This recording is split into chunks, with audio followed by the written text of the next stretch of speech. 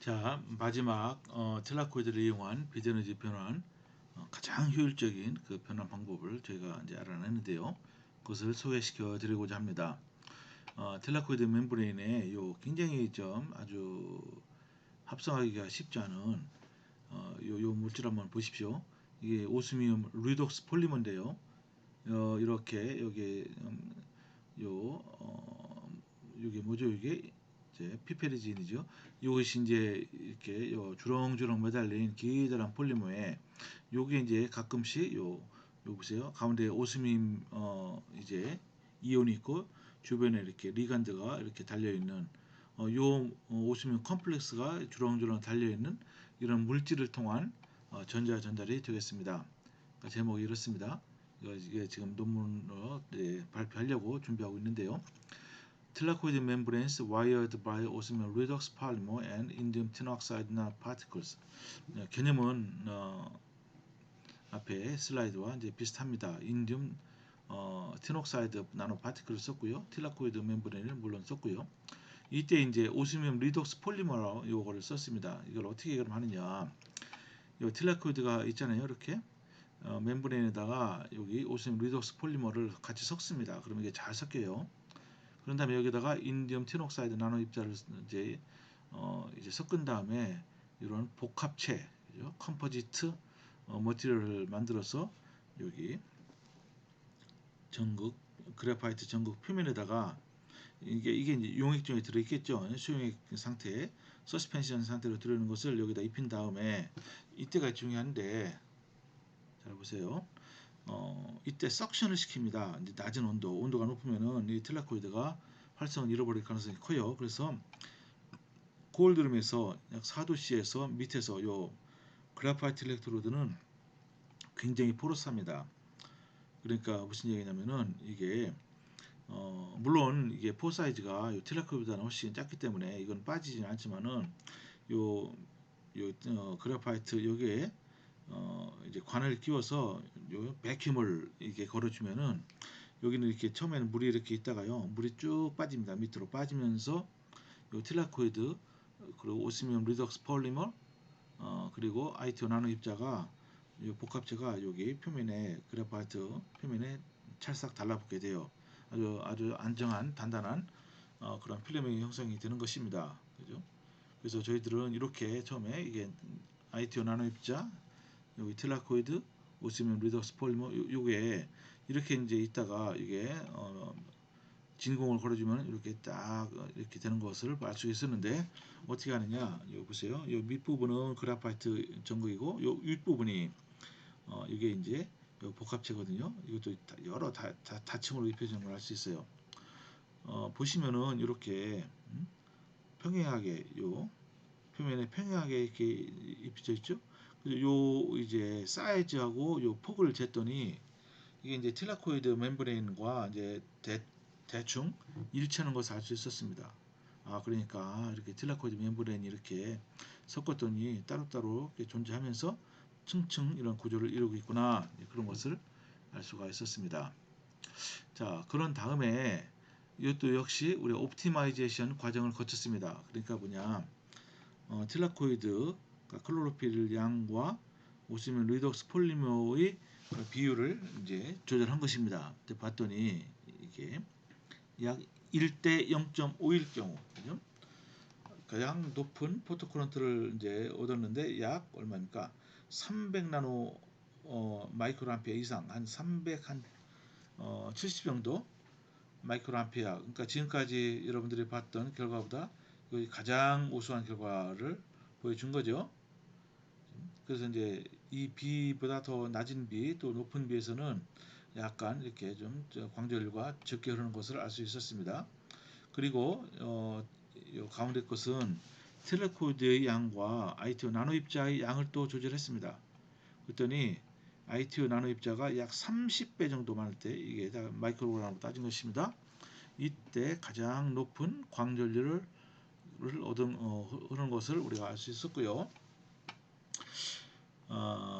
그래서 이걸 한번 이 그림을 보시면은 이것은 이 베어 그래파이트는 아주 밑에 밑바닥에 깔렸죠, 그죠? 아주 거의 광전류가 흐르지 않고요. 텔레코드 자체도 별로 흐르지 않습니다. 반면에 ITO 나노 입자를 보시면은 여기도 그렇게 광전력 흐르지 않습니다. 반면에 틸라코이드와 ITO 나노 입자만 가지고서 그러니까 오스뮴 컴플렉스가 없을 때는 빨간색 그래도 상당히 광전력 흐릅니다. 그렇지만은 여기 녹색으로 된 부분은 틸라코이드와 오스뮴 리덕스 폴리머와 ITO 나노 입자가 동시에 다 들어있을 때 가장 높은 이렇게 광전율을 이제 얻을 수가 있었습니다. 상당히 높은 광전율을 얻죠. 이것이 이제 지금까지 발표된 모든 논문보다 이게 저희가 얻은 결과가 가장 높습니다. 빨리 이제 논문을 발표 이제 해야 되는데요. 여기는 뭐 자세히 보여주는 겁니다. 그죠? 이 상태 요때 또 측정하고 또 요때 최종적으로 측정했습니다.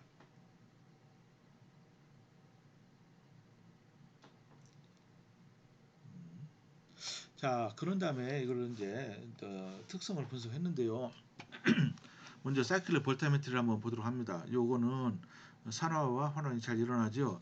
이거는 오스뮴 리독스 폴리머의 산화 환원입니다. 이게 이제 빛이 쪼여지지 않았을 경우고요. 여기 이제 빛을 쪼여주면은 어떻습니까? 요게 산화전류가 이제 증가해요. 그죠? 빛을 쪼여주면은 왜 그러느냐면은 오스뮴 리독스 폴리머가 빛을 쪼여주면은 이 폴리머 자체는 광 효과가 없어요. 그렇지만은 틸라코이드가 이제 작동을 해서 여기서 전자가 어디로 가죠? 오스뮴 리독스 폴리머로 이동을 합니다. 그러면은 오스뮴 리독스 폴리머는 어때요? 산화와 환원된 상태 중에서 환원된 상태가 굉장히 커집니다. 환원된 상태가 많기 때문에 여기서 스캔을 하면은 산화 전류가 크게 흐르게 되는 거예요. 그 다음에 역으로 돌리면은 역시 환원 전류가 또 흐르게 됩니다. 이것을 통해서 이게 확실히 작동을 잘하고 있구나 것을 알 수가 이제 있었습니다. 그래서 이게 어떤 식으로 그럼 작동하느냐 이거 보세요.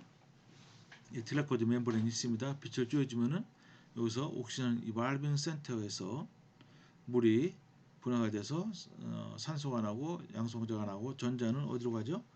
이쪽으로 에노드로 가는데 중간에 이 리독스 미디에이터가 있습니다. 이때 리독스 미디에이터가 오스뮴 리독스 폴리머가 되는 것입니다.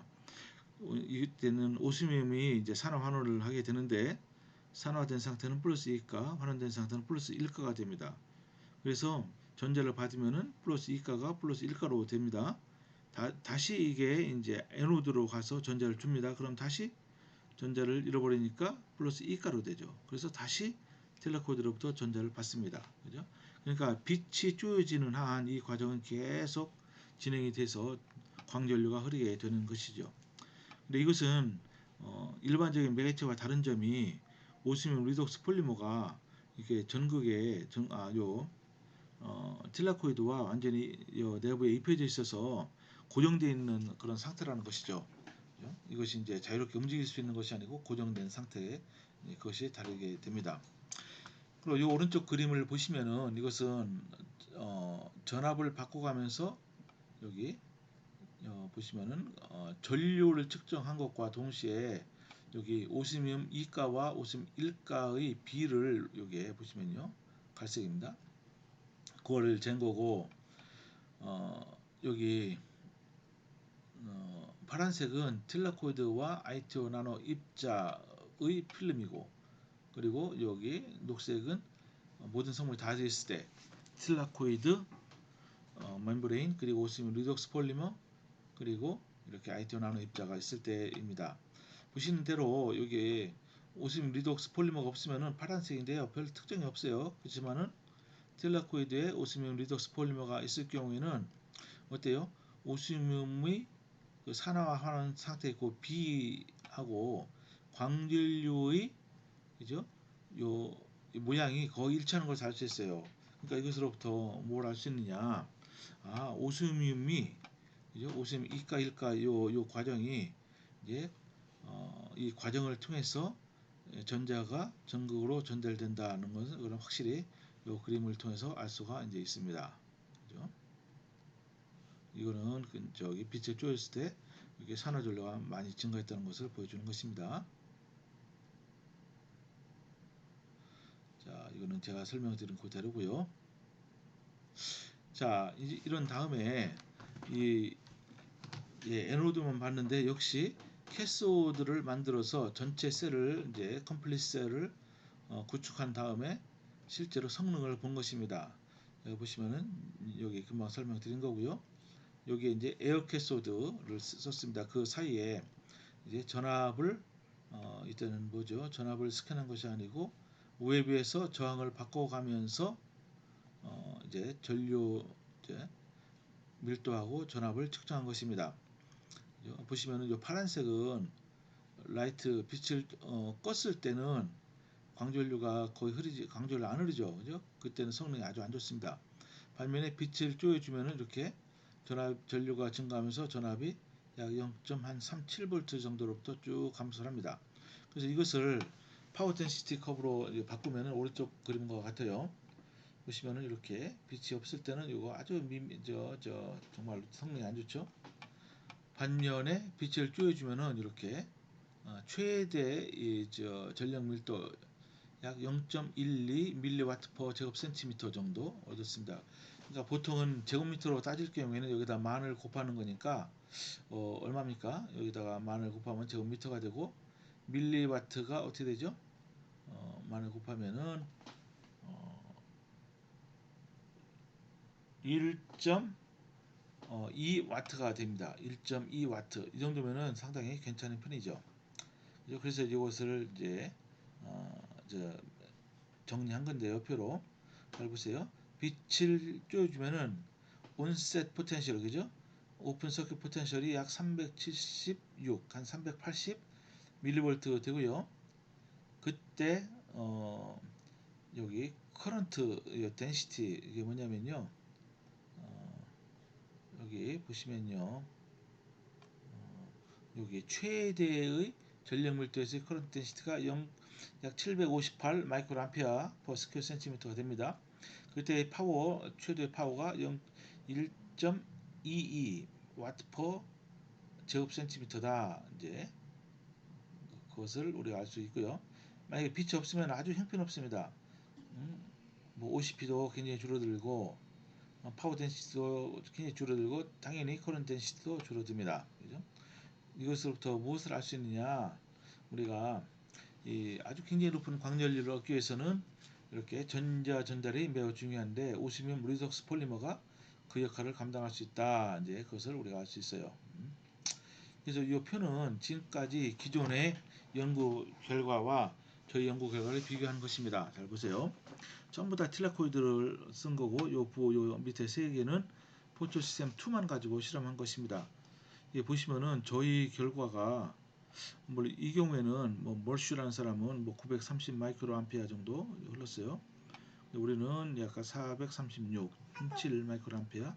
그러니까 틸라코이드만 가지고 한 경우입니다. 이 경우는 포토 시스템 2를 가지고 한 경우는 우리는 이거는 또 예외로 이제 치면 되겠죠.